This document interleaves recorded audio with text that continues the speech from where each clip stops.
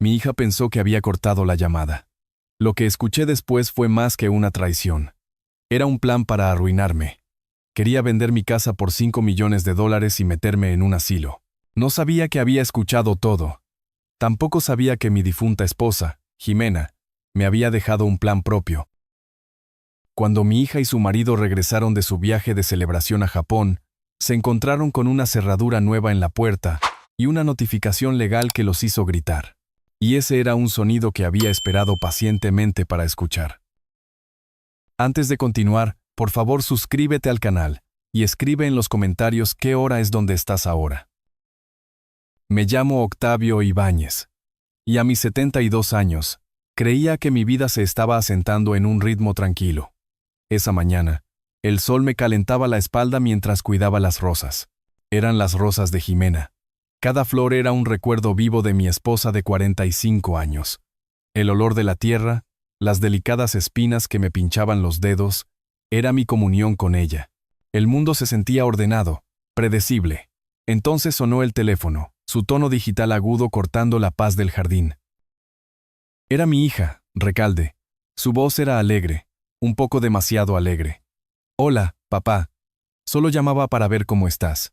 ¿Cómo te sientes hoy? Le dije que estaba bien, que el jardín iba bien este año. Casi podía oír su impaciencia a través de la línea, el sutil golpeteo de un dedo contra la funda de su teléfono. ¡Qué bien, papá! Pero ya sabes, una casa tan grande es mucho para una persona. Los impuestos sobre la propiedad deben ser una fortuna. ¿Estás seguro de que puedes con todo? Era una melodía familiar, una canción que había estado tarareando durante meses. La casa era demasiado grande, el mantenimiento era demasiado. Todo era por mi propio bien, por supuesto. Le di mi habitual respuesta amable, diciéndole que no se preocupara, que lo tenía todo bajo control. Era un baile. Hacíamos una cuidadosa coreografía de preocupación y evasión. Sabía lo que quería. Lo que no sabía era hasta dónde estaba dispuesta a llegar para conseguirlo. Suspiró, un sonido de frustración practicada. Vale, papá. Bueno, escucha, me tengo que ir. Dacio me está llamando por la otra línea. Te llamo más tarde, ¿vale? Me despedí, esperando el clic que terminaría la conversación. Pero nunca llegó. En cambio, la línea se quedó en silencio durante una fracción de segundo antes de que escuchara un sonido amortiguado, el crujido del teléfono al pasar de una oreja a otra, y luego la voz de Dacio, clara como el agua. ¿Ya hablaste con el agente inmobiliario? Se me heló la sangre. Me quedé helado, con las tijeras de podar aún en la mano, un solo pétalo de rosa pegado a la hoja. La voz de Recalde regresó, pero ahora era diferente. La calidez se había ido, reemplazada por una eficiencia fría y aguda. Era la voz de una mujer de negocios cerrando un trato. Sí, dijo, cree que podemos conseguir $5 millones, tal vez más si nos movemos rápido. Tendremos suficiente para el condominio en el centro y ese largo viaje a Japón. Pero primero, tiene que ir a un asilo de ancianos. Yo me encargaré del papeleo esta semana. Ni siquiera sabrá lo que está pasando hasta que esté hecho. $5 millones. Un asilo de ancianos. Las palabras quedaron suspendidas en el aire tranquilo del jardín, feas y venenosas. No fue el plan lo que me impactó. Fue la crueldad casual. La completa ausencia de amor. Era como si estuviera hablando de liquidar un activo, no de deshacerse de su propio padre. No respiré. El zumbido de una abeja cerca de una rosa roja vibrante parecía ensordecedor. El aroma de las flores se volvió amargo en mis fosas nasales. El mundo entero, mi mundo pacífico y ordenado, se había reducido al veneno que salía por el pequeño altavoz de mi teléfono. Me quedé allí lo que pareció una eternidad, escuchando el silencio al otro lado de la línea después de que finalmente desconectara correctamente. Bajé el teléfono, con la mano firme. No había rabia, ni una ola aplastante de dolor. Solo había una claridad profunda y escalofriante. Volví a entrar en la casa que Jimena y yo habíamos construido, la casa donde habíamos criado a la hija que ahora planeaba desahuciarme. Fui a mi estudio al viejo escritorio de caoba que había sido de mi padre. Abrí el cajón de abajo, el que siempre estaba cerrado con llave. Mi mente retrocedió a una habitación de hospital 3 años antes, el olor estéril y las máquinas que pitaban. Recordé tomar la frágil mano de Jimena y escuchar la promesa llorosa de Recalde. Yo cuidaré de papá, mamá, no te preocupes por nada. El recuerdo, que antes era un consuelo, ahora se sentía como un fragmento de vidrio en mi corazón. La promesa era una mentira. Sus lágrimas eran una actuación. Metí la mano en la parte trasera del cajón, y mis dedos se cerraron alrededor de una pequeña y fría pieza de metal. Era una llave que no había tocado en 3 años.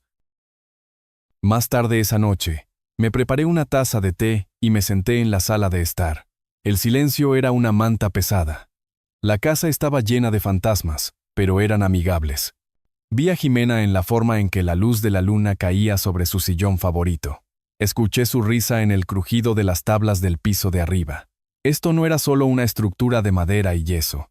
Era el archivo de nuestra vida juntos. Mi mente, entrenada durante 40 años como planificador financiero, comenzó a trabajar, no con emoción, sino con datos. Ya no me afligía la traición. La estaba analizando, rastreándola hasta su origen, conectando los puntos que me había negado a ver. Mis pensamientos se remontaron 6 meses atrás a una cena de domingo. Dacio, mi yerno, se había inclinado sobre la mesa con una mirada de sincera preocupación. Walt, había dicho, deberías dejar que Recalde tenga un poder notarial, ya sabes, para tus finanzas y decisiones médicas, solo para facilitarte las cosas en caso de que algo suceda. Había sonado tan razonable, tan responsable. Me había negado cortésmente, afirmando que todavía era perfectamente capaz de administrar mis propios asuntos. Vi un destello de molestia en los ojos de Recalde antes de que lo cubriera con una sonrisa. Ese fue el primer corte. Luego estaba el sillón. Había llegado a casa de mi compra semanal de comestibles para encontrar a 2 hombres de la mudanza, sacando el sillón favorito de Jimena por la puerta principal. Recalde los estaba dirigiendo, con una sonrisa brillante y falsa en su rostro. Papá, había anunciado, te tengo una sorpresa. Te encontré un sillón reclinable mucho más moderno en línea. Esta cosa vieja estaba tan anticuada que estaba arruinando toda la habitación. No había preguntado. Simplemente había borrado un pedazo de mi esposa, un pedazo de mi historia, y lo había reemplazado con algo nuevo y estéril que le parecía más aceptable. No dije nada. Dejé que el silencio hablara por mí, pero sabía que no entendía su idioma. Ese fue el segundo corte. El recuerdo final fue el más agudo. Había llegado temprano a casa de una cita con el médico hace unas semanas. La casa estaba en silencio y entré por la puerta trasera. Escuché la voz de Recalde desde la cocina, aguda y quebradiza, totalmente diferente al tono dulce que usaba conmigo. Estaba hablando por teléfono con una de sus amigas. No puedo dejar todo e irme a Bali por un mes, se quejó. ¿Me estás tomando el pelo? Tengo que quedarme aquí y cuidar de mi padre. Es un trabajo de tiempo completo. La hipocresía de todo era impresionante. Su cuidado consistía en una visita de 30 minutos una vez a la semana, la mayor parte de la cual pasaba mirando su teléfono. La mentira, la representación de sí misma como una mártir sufrida, fue una herida más profunda que cualquier simple queja. Ese fue el tercer corte. Estos recuerdos no trajeron dolor ahora. Trajeron enfoque. Eran piezas de un rompecabezas. Y con las palabras que había escuchado en el jardín, la pieza final había encajado en su lugar. Como si fuera una señal, mi teléfono volvió a sonar. Era Recalde, su voz, una vez más, goteando con dulzura fabricada. Hola papá, buenas noticias. Dacio y yo decidimos hacer ese viaje de aniversario a Japón del que hemos estado hablando. Estaremos fuera durante 2 semanas, pero queríamos venir este fin de semana y darte una gran sorpresa primero. Una sorpresa. Sabía cuál era la sorpresa.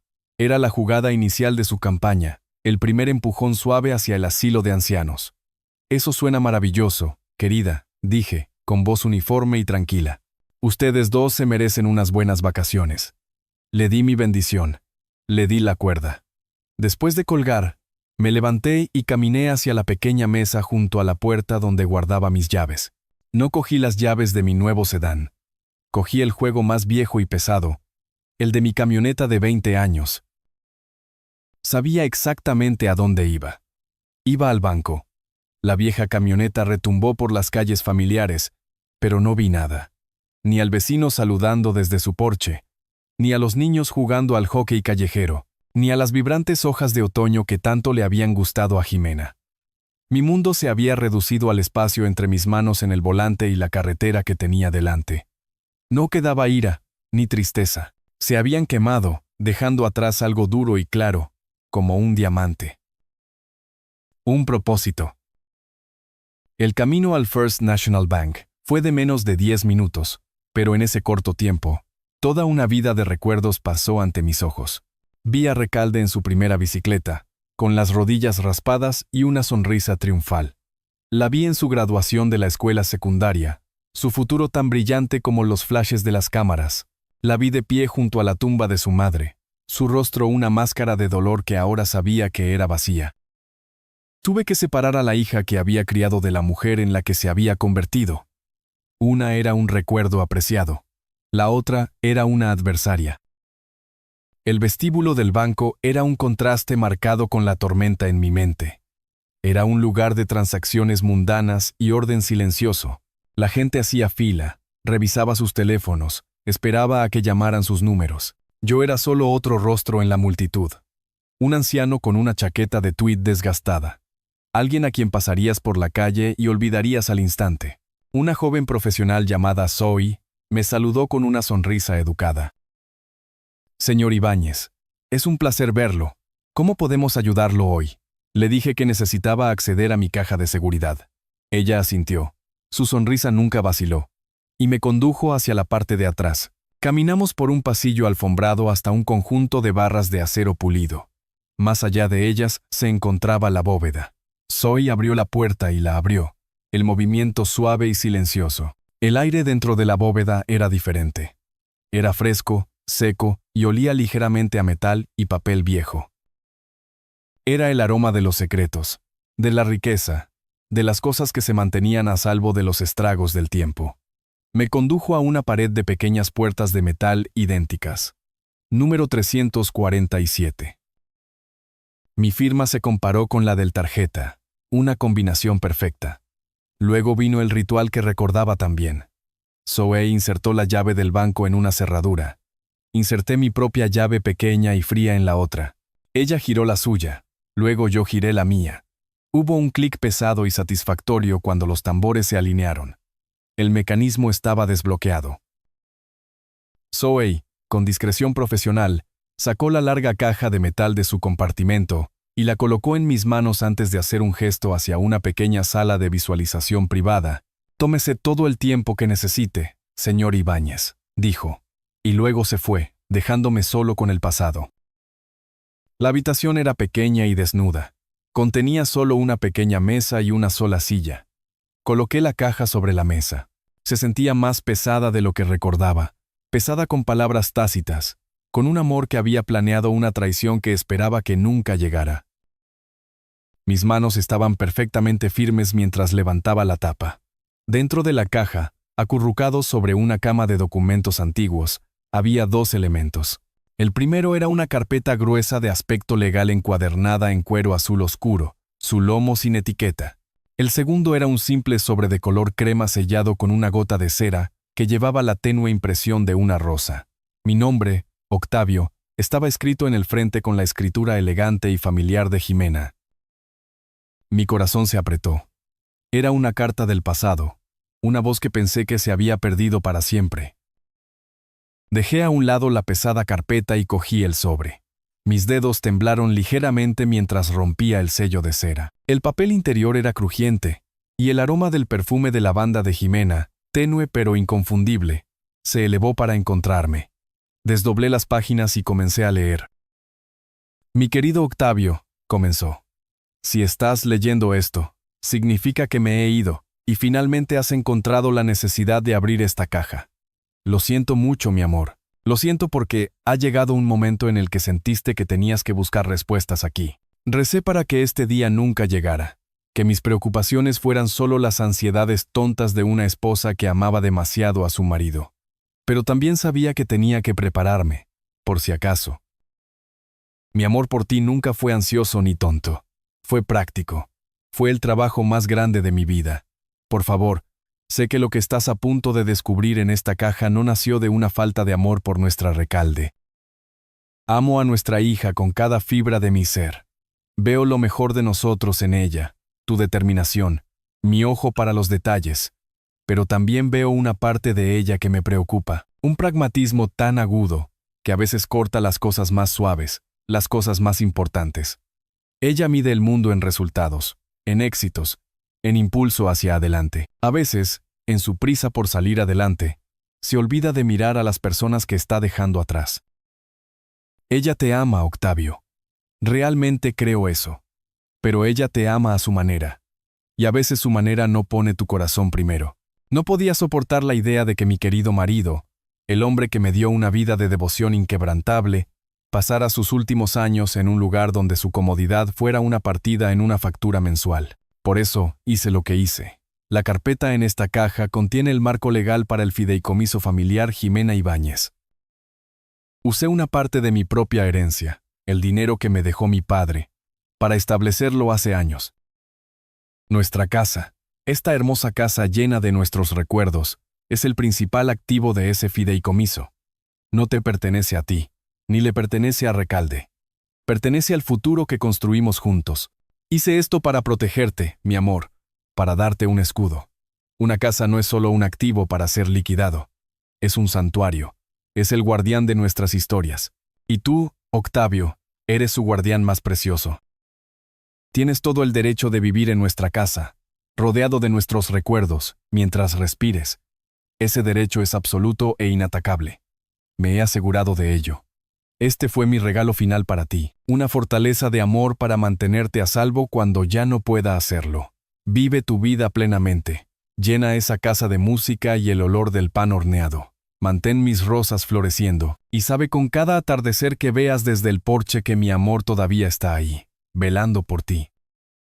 Todo mi amor para siempre, Jimena. Las lágrimas que no sabía que había estado conteniendo corrieron por mi rostro, borrando la hermosa escritura. No eran lágrimas de tristeza, sino de abrumadora gratitud y amor. Ella lo había visto todo hace años. Ella había visto el potencial de esta angustia exacta. Y ella me había construido un arca. Ella había conocido la naturaleza precisa de la ambición de nuestra hija y la lógica fría que podría emplear algún día. La carta no era una condena de Recalde. Era un testimonio de la profunda comprensión de Jimena de la naturaleza humana. Ella no había actuado por ira, sino por un amor feroz y protector. Ella me había dejado más que una casa. Ella me había dejado un plan. Ella me había dejado permiso. Doblé cuidadosamente la carta y la volví a colocar en su sobre. Luego, con una nueva determinación, alcancé la carpeta azul oscuro. Era hora de leer el resto de sus instrucciones. Mis lágrimas por Jimena se secaron, pero la calidez de su amor permaneció como una presencia constante en la habitación fría y silenciosa. Coloqué su carta con cuidado de nuevo sobre la mesa. Un texto sagrado al que volvería más tarde. Ahora había trabajo por hacer. Acerqué la pesada carpeta azul oscuro hacia mí y la abrí. Las páginas eran gruesas, de cartulina cremosa, cubiertas con el lenguaje denso e impenetrable de la ley. Para la mayoría de las personas, sería una pared de texto intimidante, pero para mí, era un paisaje familiar.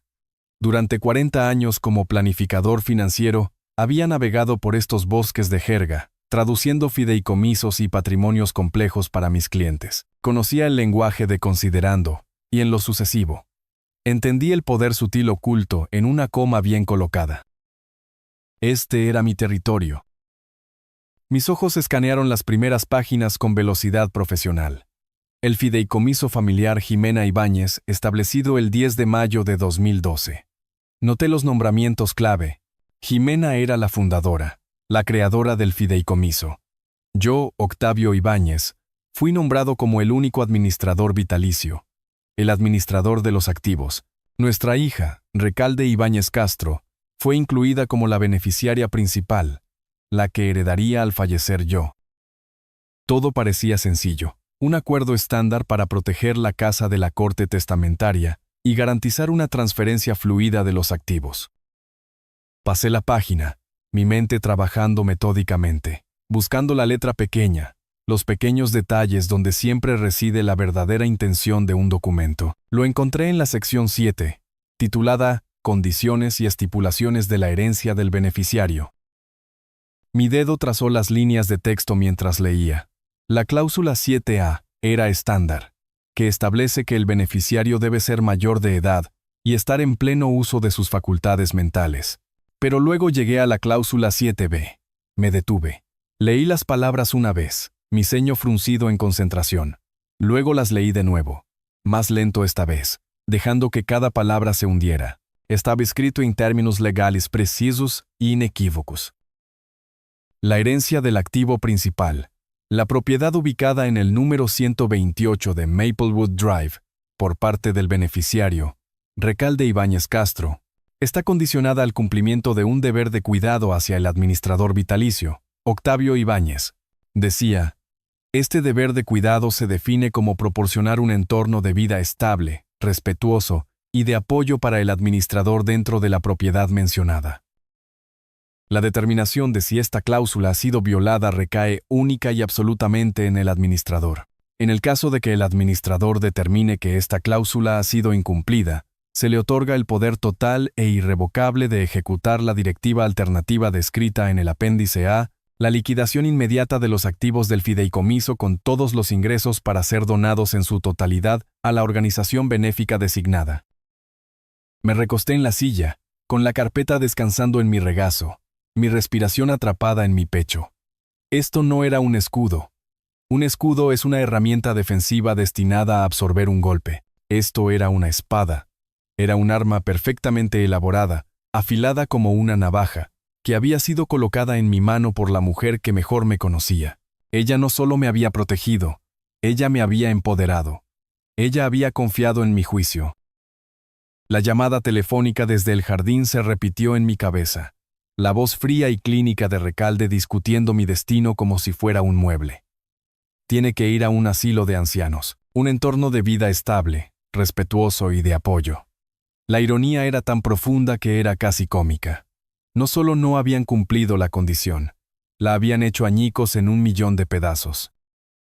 Una lenta sonrisa se extendió por mi rostro. No era una sonrisa de malicia o venganza.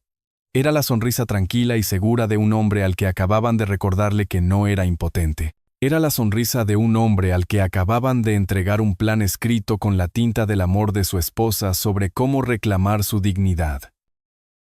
Cerré la carpeta. El arma había sido encontrada. Ahora solo necesitaba un aliado para ayudarme a usarla.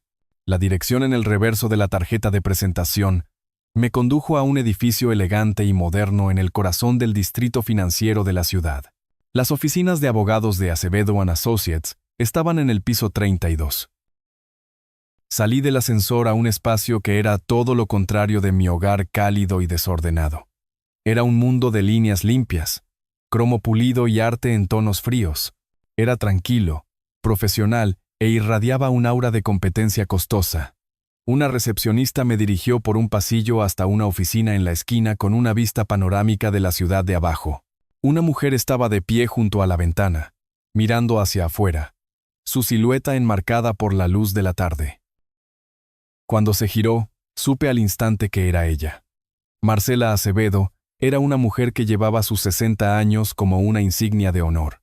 Su cabello era un plata elegante, corto y afilado. Llevaba un traje gris a medida, y sus ojos detrás de un par de elegantes gafas eran inteligentes y no se perdían nada. No había pretensiones en ella, ni calor falso. Era una persona que se ocupaba de los hechos, caminó hacia mí y extendió una mano. Su apretón de manos fue firme y seco. «Señor». «Ibáñez», dijo, su voz tranquila y uniforme. «Marcela Acevedo, por favor, tome asiento. Gracias por venir». No hubo cumplidos vacíos, ni preguntas sobre el clima o el tráfico. Fue directamente al grano. Agradecí eso.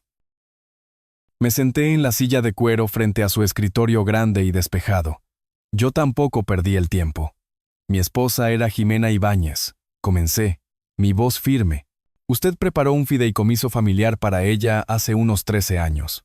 Estoy aquí hoy porque creo que una cláusula en ese fideicomiso está a punto de ser violada. En cuanto mencioné el nombre de Jimena, hubo un cambio sutil en el comportamiento profesional de Marcela. La agudeza en sus ojos se suavizó, reemplazada por un destello de genuina calidez y recuerdo. Una leve sonrisa tocó sus labios. Jimena, dijo, su voz adoptando un tono más suave. Era una de las mujeres más formidables que he tenido el placer de conocer. Inteligente y ferozmente leal. Siempre pensaba 10 pasos por delante de todos los demás. Se inclinó ligeramente hacia adelante, su atención ahora completamente en mí. No me sorprende que esté aquí, señor Ibáñez. Cuando redactamos ese documento, me hizo prometer que estaría lista para su llamada, incluso si esperaba que nunca llegara. Entonces, dígame, ¿qué hizo Recalde? Su franqueza era estimulante, despejó toda la niebla emocional y dejó solo los duros hechos de la situación. Recorrí la historia de la llamada telefónica, manteniendo mi tono lo más nivelado y objetivo que pude. Expuse los hechos, el plan para vender la casa, la intención de trasladarme a un centro de vida asistida, el cálculo financiero frío detrás de todo. Lo presenté no como un padre con el corazón roto, sino como un cliente que expone los detalles de un incumplimiento de contrato. Marcela escuchó sin interrupción, con los dedos entrelazados bajo su barbilla. Su expresión era ilegible, pero podía ver una tormenta reuniéndose en sus ojos inteligentes. Era la ira silenciosa de una profesional que estaba viendo los peores temores de una amiga hacerse realidad. Cuando terminé, se quedó en silencio por un momento, con la mirada fija en el horizonte. Luego se volvió hacia mí, con el rostro fijo con sombría determinación. «Ya veo», dijo suavemente. Parece que la previsión de Jimena fue, como de costumbre, dolorosamente precisa. Buscó un cajón en su escritorio y sacó una carpeta idéntica a la que tenía en mi maletín. La colocó directamente en el centro del escritorio entre nosotros. El cuero azul parecía absorber la luz de la habitación. «Muy bien, Octavio», dijo, su voz ahora nítida y llena de propósito. «Vamos a trabajar. Leamos juntos las instrucciones de su esposa». Las 2 carpetas azules yacían sobre el escritorio como un par de sujetalibros a juego, testimonios silenciosos de la previsión de mi esposa. Marcela golpeó con un dedo perfectamente manicurado la portada de su copia. «Jimena y yo pasamos un mes trabajando en este documento», dijo. Su voz un zumbido bajo y serio. Quería que cada cláusula fuera irrefutable, especialmente la sección 7. La llamó la cláusula de dignidad. Asentí al término, sintiéndolo profundamente correcto. La dignidad era exactamente lo que estaba en juego. Metí la mano en mi maletín y saqué una carpeta delgada, colocándola sobre el escritorio junto al fideicomiso. No era mucho, pero era un comienzo. Marcela lo abrió. Dentro estaban los correos electrónicos impresos de Dacio, los que él, de manera casual pero persistente, me instó a firmar el poder notarial. Había recibos de los muebles nuevos, y sin alma que Recalde había comprado para reemplazar las piezas apreciadas de Jimena. También había una sola hoja de papel, en la que había escrito textualmente las palabras que había escuchado en el jardín, junto con la fecha y la hora. Era el hábito metódico de un hombre acostumbrado a llevar registros. Marcela leyó todo cuidadosamente, su expresión sin cambios. Volvió a colocar los papeles en la carpeta con precisión. «Esto es más que suficiente», declaró, su voz sin dejar lugar a dudas. «El lenguaje de la cláusula 7b es intencionalmente subjetivo.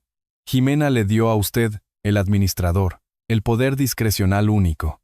Su testimonio solo, respaldado por este patrón de comportamiento, constituye un incumplimiento innegable. No habría una batalla judicial prolongada. Recalde no tendría ninguna base legal sobre la cual apoyarse. Sus propias acciones la han desheredado de manera efectiva. Entonces la pregunta no es si puede actuar, Octavio. La pregunta es cómo y cuándo. La energía en la habitación cambió. Ya no estábamos revisando el pasado, estábamos diseñando el futuro. Me incliné hacia adelante en mi silla. «No quiero pelear», dije, mi voz firme. «No quiero arrastrar el recuerdo de Jimena a través de meses de disputas legales. Quiero que sea limpio, definitivo. Quiero seguir sus instrucciones al pie de la letra. Marcela asintió, su mente ya corriendo hacia adelante. Estoy de acuerdo. Una venta convencional está fuera de discusión. Lleva meses. Hay solicitudes de hipotecas, inspecciones, listados públicos. Es lento y complicado. Necesitamos una transacción privada, una oferta en efectivo. Hizo una pausa. Su mirada se dirigió hacia la ventana como si estuviera escaneando la ciudad en busca de una solución. Un promotor inmobiliario, reflexionó. Alguien que quiera la tierra. Alguien que pague una prima por la ubicación y esté dispuesto a cerrar rápidamente y con absoluta discreción. Fue entonces cuando jugué mi mejor baza, la información que convertiría lo posible en lo probable. Recalde y Dacio se van de viaje de celebración a Japón, dije. Se van en 3 días. Estarán fuera 14. Los ojos de Marcela volvieron a los míos. Y por primera vez, vi un destello de genuina emoción. Una sonrisa lenta y depredadora se extendió por su rostro. 14 días, susurró, las palabras llenas de posibilidad. Ese es un cronograma increíblemente agresivo, Octavio. Pero para una propiedad de $5 millones en este mercado con un vendedor motivado, es posible. Golpeó su bolígrafo sobre el escritorio. Un ritmo rápido y rítmico. Conozco una empresa, Sterling Real Estate Development. Se especializan en adquisiciones fuera del mercado. Son rápidos, son discretos y pagan en efectivo. El plan comenzó a formarse entre nosotros, una construcción de intelecto y propósito compartidos. Usaremos un intermediario, continuó Marcela, su voz ganando impulso. Una empresa de gestión de activos de terceros representará al fideicomiso en la venta. Su nombre y el mío no aparecerán en ninguno de los documentos iniciales. Sterling verá un fideicomiso familiar que liquida un activo, nada más. Podemos tener los documentos redactados para mañana, así que para cuando Recalde regrese, termine por ella, será un hecho consumado. Un hecho consumado, confirmó. La casa será vendida. El dinero estará en la cuenta del fideicomiso y de allí transferido directamente al fondo de becas de música Jimena Ibáñez en la universidad. Todo perfectamente legal, todo perfectamente ejecutado de acuerdo con sus últimos deseos. Se reclinó. El plan ahora completamente formado en el aire entre nosotros. Me miró, su máscara profesional cayendo por un momento para revelar a la amiga debajo. Jimena estaría muy orgullosa de ti, Octavio, dijo suavemente. No estás haciendo esto por venganza. Lo estás haciendo por dignidad, la suya y la tuya. Di un solo asentimiento firme. Esa fue toda la confirmación que necesitaba. Marcela Acevedo cogió su teléfono, con el pulgar sobre sus contactos. Hagamos una llamada, ¿de acuerdo? Dijo. El primer movimiento del contraataque estaba a punto de hacerse. Marcela se dirigió a la última página de la carpeta, a una sección etiquetada como apéndice A. Su expresión se suavizó una vez más. Hay una cosa más que debes saber, Octavio, dijo, sobre a dónde va el dinero. Era muy importante para Jimena. Giró la carpeta para que yo la viera. La organización benéfica designada no era una organización grande y sin rostro. El texto era simple. La beca de música Jimena Ibáñez, para ser administrada por el Departamento de Bellas Artes de la Universidad Estatal. Jimena me dijo una vez que la música le salvó la vida, explicó Marcela, su voz suave. Creció con muy poco, como sabes. Su familia nunca se habría podido permitir clases de piano. Pero un benefactor local, una mujer que ni siquiera conoció, pagó para que aprendiera. Jimena dijo que el piano le dio un lenguaje para todos los sentimientos que nunca pudo expresar con palabras. Era su santuario. Su mayor deseo era ser ese benefactor anónimo para otra generación de niños que tuvieran talento pero no dinero. Imaginé a Jimena en nuestro viejo piano vertical, sus dedos bailando sobre las teclas, sus ojos cerrados en concentración, una pequeña sonrisa pacífica en su rostro. Era su lugar favorito en el mundo. No se trataba de borrar un recuerdo de ella. Se trataba de amplificarlo, convirtiendo nuestra casa en un legado que resonaría en las salas de conciertos y las salas de práctica durante años. Era lo más hermoso y perfecto que podría haber imaginado. Mi tranquila resolución se endureció en una certeza justiciera. Ya no se trataba solo de proteger mi dignidad. Se trataba de cumplir su sueño. Como si fuera convocado por la gravedad del momento, mi teléfono comenzó a vibrar sobre el escritorio. La pantalla se iluminó con una foto de Recalde, sonriendo alegremente de una foto familiar tomada hace años. La mujer sonriente en la pantalla se sentía como una extraña ahora. Miré a Marcela. Ella me dio un solo asentimiento decisivo. Contesté la llamada y presioné el botón del altavoz. «Papá», gorjeó la voz de Recalde, llena de una emoción jadeante y artificial. «No vas a creer esto. Dacio y yo estábamos buscando vuelos solo por diversión, ya sabes, para nuestro aniversario, y encontramos la mejor oferta para Japón, a Tokio. Acabamos de reservarlo. Nos vamos en 3 días. ¿No es maravilloso?». Miré a Marcela. Su rostro era una máscara perfecta e ilegible, pero vi el brillo en sus ojos. El universo no solo nos estaba dando una oportunidad, nos lo estaba sirviendo en bandeja de plata. Se iban. Nos estaban dejando el campo abierto. La ironía dramática era tan densa que casi podía saborearla. Estaban dando una vuelta de la victoria por una carrera que ni siquiera habían corrido todavía. Mi voz era tranquila, incluso amable. Cuando respondí: «Es una noticia maravillosa, Recalde. Ustedes dos merecen unas buenas vacaciones después de trabajar tan duro». Una pequeña y silenciosa disculpa a Jimena pasó por mi mente por la mentira. «Que lo pasen de maravilla y no se preocupen por nada aquí». «Oh, no lo haremos, papá», dijo ella, su alivio palpable. «Nos vemos cuando volvamos». «Te quiero». La línea se cortó. Volví a colocar el teléfono sobre el escritorio. El silencio en la oficina era absoluto. Marcela y yo nos miramos. La pieza final acababa de encajar en su lugar. «Bueno», dijo, con un toque de acero en su voz, «parece que su hija acaba de darnos nuestro cronograma». Las 2 semanas que siguieron fueron una clase magistral en vidas paralelas. El mundo de mi hija era un espectáculo brillante, ruidoso y público. El mío era una operación silenciosa, deliberada e invisible. Su historia comenzó en el aeropuerto con una selfie sonriente publicada en línea. Ella y Dacio, radiantes, estaban de pie frente al tablero de salidas. El pie de foto decía: «De camino a Tokio, hora de una celebración muy necesaria». A miles de kilómetros de distancia, mi historia comenzó en la oficina de Marcela Acevedo. Ella estaba al teléfono, su voz la encarnación de la calma autoridad. «Señor Sterling», dijo, mirándome con una mirada fija, «el fideicomiso está preparado para aceptar su oferta en efectivo.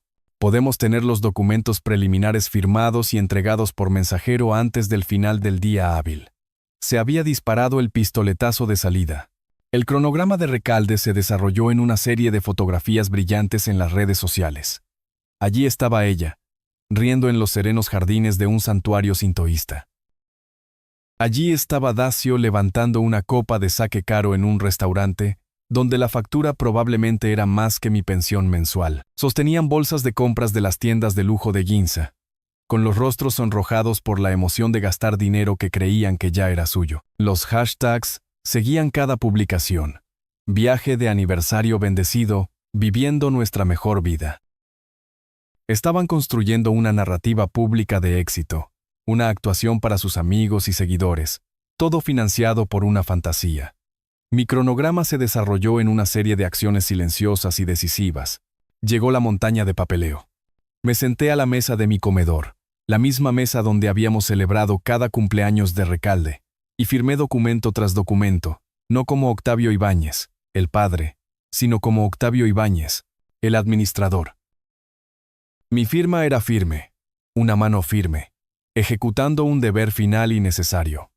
No había cámaras, ni público, solo yo y el peso del último deseo de mi esposa. Unos días después, un tasador discreto de Sterling Development vino a la casa. Era un hombre joven y serio que se movía con eficiencia silenciosa. Midió paredes, golpeó vigas de soporte y evaluó los cimientos. No comentó sobre el jardín de rosas de Jimena ni sobre las tenues marcas en el marco de la puerta donde habíamos trazado la altura de Recalde cuando era niña. Para él, la casa no era un hogar, era un activo, una parcela de tierra con un cierto valor de mercado. Lo observé trabajar, Un fantasma en mi propia vida, sintiendo un extraño desapego cuando el alma de mi hogar se tradujo al lenguaje frío de un informe financiero. El ritmo se aceleró a medida que pasaban los días. Los cortes entre su vida y la mía se hicieron más cortos, más nítidos.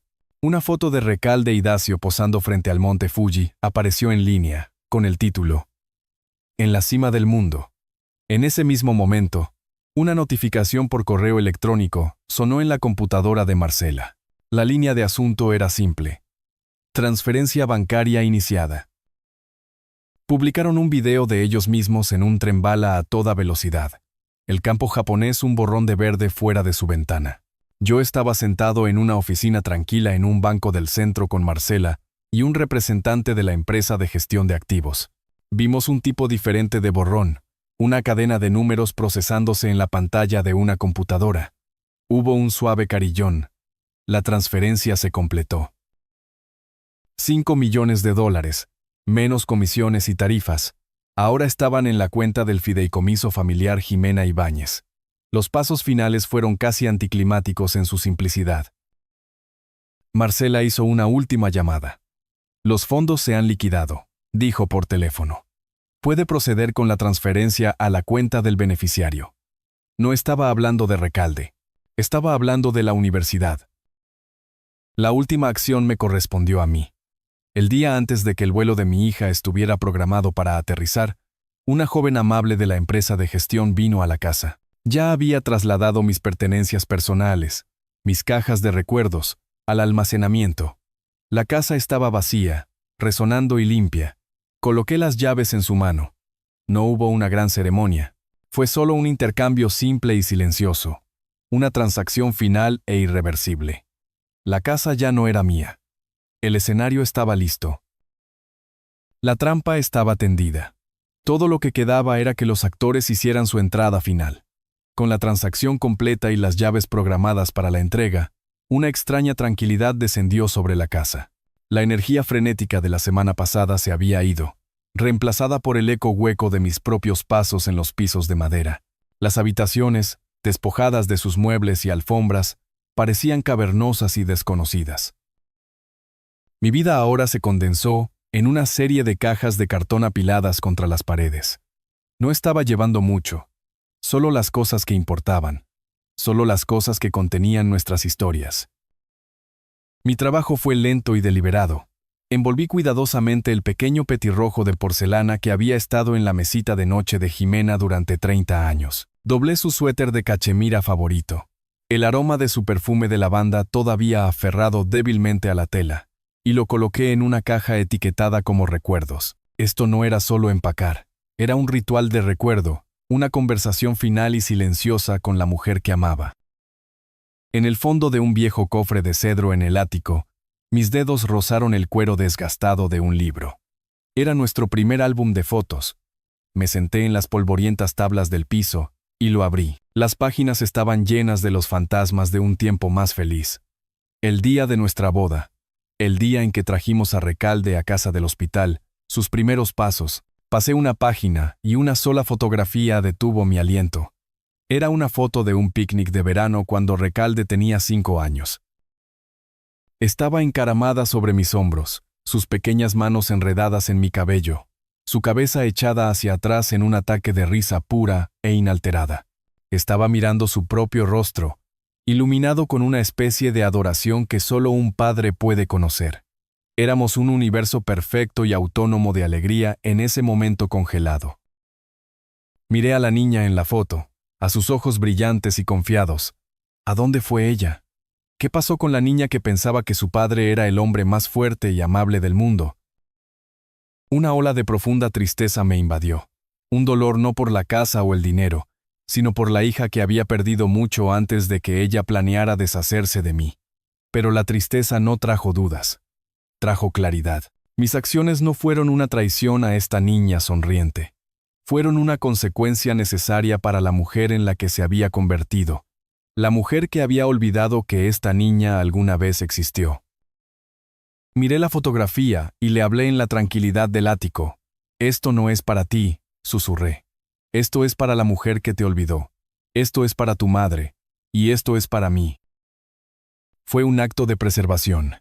Estaba salvando el recuerdo de ese padre feliz de ser destruido por la crueldad de su hija. Con una mano suave, cerré el álbum. Volví a bajar las escaleras y lo coloqué en la repisa de la chimenea, justo en el centro. No me lo llevaría conmigo. Esa parte de nuestra historia pertenecía a esta casa, y esta casa ya no me pertenecía a mí. Giré la llave y la puerta a mi nueva vida se abrió de golpe. Era un apartamento moderno en el piso 15 con paredes blancas limpias y grandes ventanas que bebían la luz de la tarde. Era más pequeño que mi antigua casa, más compacto, pero se sentía más ligero. No estaba lleno de los fantasmas del pasado, sino con la silenciosa promesa de un futuro que podía escribir por mí mismo. Coloqué la única caja que había subido conmigo, la etiquetada como recuerdos, en el piso pulido. Se veía pequeña en la habitación vacía. Caminé hacia la ventana del piso al techo y miré hacia afuera. La ciudad se extendía ante mí. Un mapa vibrante y extenso de un mundo que ya no estaba confinado a una sola calle, a un solo jardín. El sol poniente pintó el cielo en tonos de naranja y púrpura. Abajo, las luces de los coches se movían como un río de estrellas. Respiré hondo, la primera respiración verdaderamente profunda que había tomado en años. Era la respiración de un hombre libre. No sentí tristeza, ni arrepentimiento, solo una paz profunda e inquebrantable. El escenario estaba listo. El telón estaba a punto de levantarse. Todo lo que tenía que hacer era esperar. El SUV negro se detuvo en la acera, su motor ronroneando con una tranquilidad costosa. Las puertas se abrieron y salieron Recalde y Dacio, luciendo descansados, bronceados y triunfantes. Llevaban ropa nueva que hablaba de compras libres de impuestos, y su equipaje, cubierto de etiquetas de Tokio, era un testimonio de su vuelta de la victoria de 2 semanas. Se estaban riendo mientras Dacio le pagaba al conductor. Lo primero que haremos, incluso antes de desempacar, dijo Recalde, su voz aturdida por la anticipación, es llamar al diseñador de interiores para el condominio. Quiero ese mármol italiano. Dacio la rodeó con un brazo, acercándola. Y después de eso, agregó con una sonrisa, reservaremos nuestros boletos a las Maldivas, esta vez en primera clase. Estaban borrachos de un futuro que habían robado, tan seguros de su victoria que ya podían saborearla. Caminaron por el camino de piedra familiar. Dacio haciendo girar la llave de la casa en su dedo con un pequeño florecimiento. En la puerta principal, se inclinó para darle un beso a Recalde antes de deslizar la llave en la cerradura. O más bien, lo intentó. No entró. Frunció el ceño, moviéndola ligeramente. La sacó y lo intentó de nuevo, empujando con más fuerza. Nada. «¿Qué le pasa a esta estúpida cosa?», murmuró, su buen humor evaporándose en una nube de molestia mezquina. «Probablemente estás usando la llave equivocada, genio», dijo Recalde, arrebatándosela. «Déjame». Ella metió la llave en la cerradura con un aire de superioridad.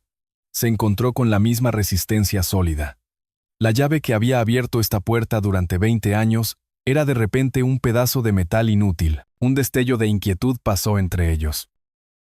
«¿Tu papá cambió las cerraduras?», preguntó Dacio, su voz ahora mezclada con confusión. «¿Por qué haría eso sin decirnos?». El rostro de Recalde se tensó. Golpeó el timbre, pero ningún carillón familiar resonó desde adentro. Pegó su cara contra la ventana de la sala de estar, ahuecando sus manos alrededor de sus ojos para bloquear el resplandor. «Dacio», dijo, su voz de repente pequeña y tensa, «los muebles se han ido». Ambos miraron a través del cristal hacia las habitaciones oscuras y vacías. La casa era una cáscara hueca.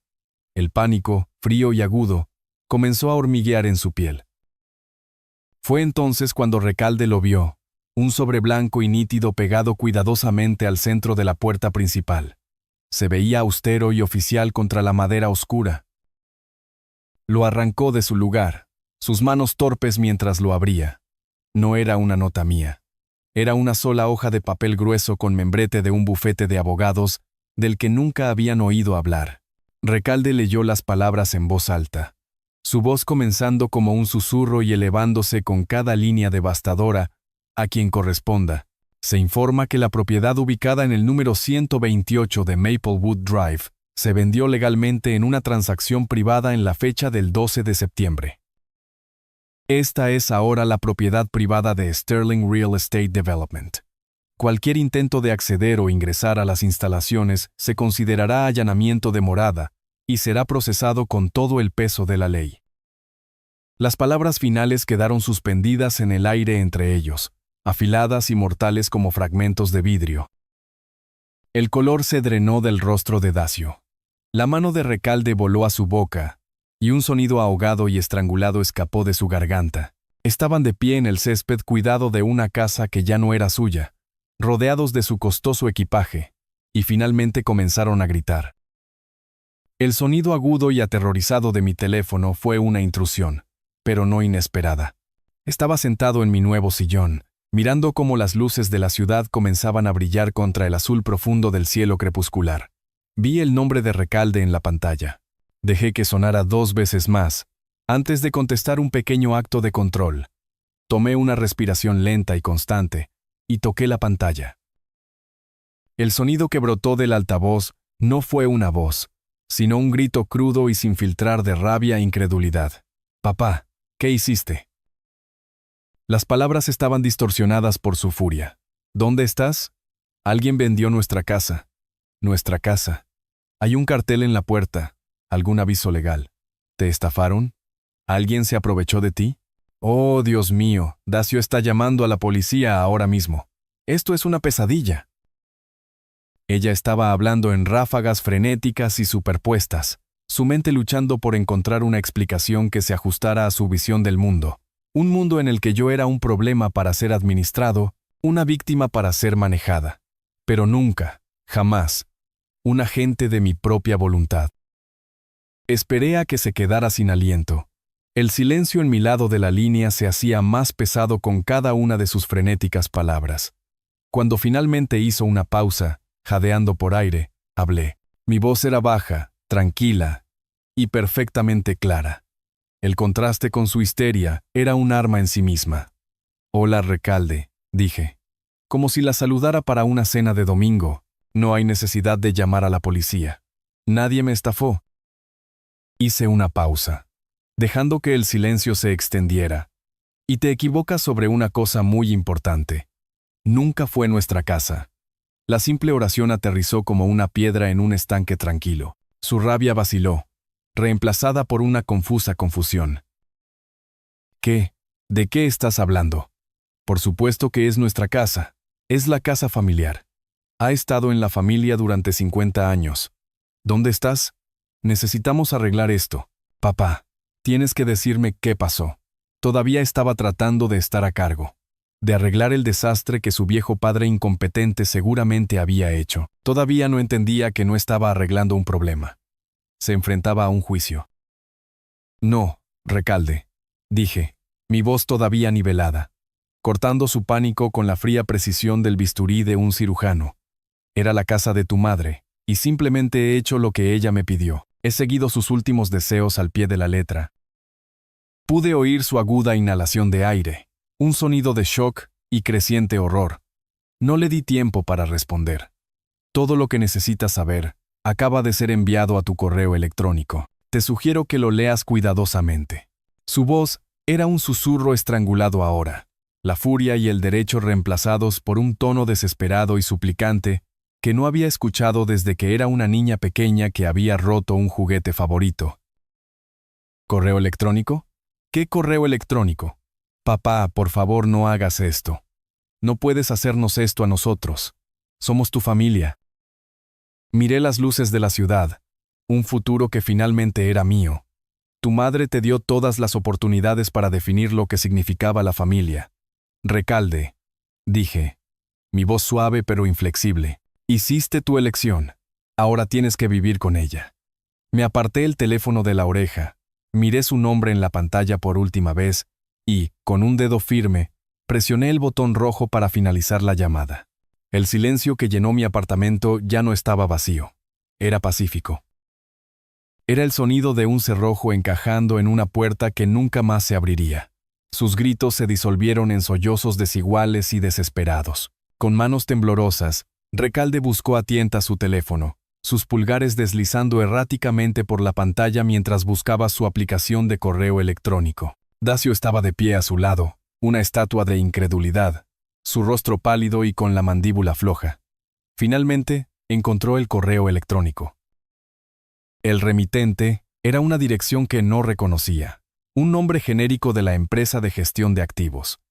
La línea de asunto era fría e impersonal, en relación con el fideicomiso familiar Jimena Ibáñez. Lo abrió, con la respiración contenida. La pantalla estaba llena con un escaneo de alta resolución de un documento legal. La primera página era la declaración del fideicomiso. Sus ojos se dispararon a través del texto, reconociendo el nombre de su madre, el nombre de su padre y el suyo propio. Luego se deslizó a la página siguiente. Una sección de texto fue resaltada en amarillo digital espantoso. Cláusula 7b. Leyó las palabras sobre proporcionar un entorno estable, respetuoso y de apoyo. Vio la frase que otorgaba a su padre el poder único y absoluto para determinar si la cláusula había sido incumplida. Debajo había otro adjunto. Era un extracto bancario. En la parte superior había un solo número devastador. Una transferencia bancaria fechada 2 días antes por $5 millones. El destinatario no era ella. Era el Fondo de Becas de Música Jimena Ibáñez. El teléfono se resbaló de sus dedos entumecidos y cayó sobre el camino de piedra. La verdad, en toda su brutal e irrefutable claridad, finalmente había llegado. No habían sido robados, no habían sido estafados. Habían sido superados en maniobras, superados en planificación y derrotados por completo por el anciano silencioso, al que consideraban un tonto. Se hundieron en la acera en medio de su equipaje de lujo, 2 sobrevivientes de un naufragio en una isla de su propia creación, los ecos de su risa triunfal, ahora una burla amarga. A kilómetros de distancia, en un apartamento tranquilo con vista a la ciudad, coloqué la pequeña fotografía enmarcada de Jimena en la repisa limpia y blanca de mi nueva chimenea. Estaba sonriendo, con una mirada de serena confianza en sus ojos, como si supiera que este día llegaría. Las luces de la ciudad brillaban afuera, una constelación silenciosa de nuevas posibilidades. Miré su foto, al rostro de la mujer que me había dado un último y perfecto regalo. Lo hicimos, Jimena, susurré a la tranquila habitación. Lo hicimos. Y por primera vez en mucho tiempo, mi mundo estaba completamente en paz. Si te gusta esta historia, por favor dale like a este video, suscríbete al canal y comparte tus impresiones de esta historia en los comentarios. Para escuchar la siguiente historia, haz clic en el cuadro de la izquierda. Gracias por ver.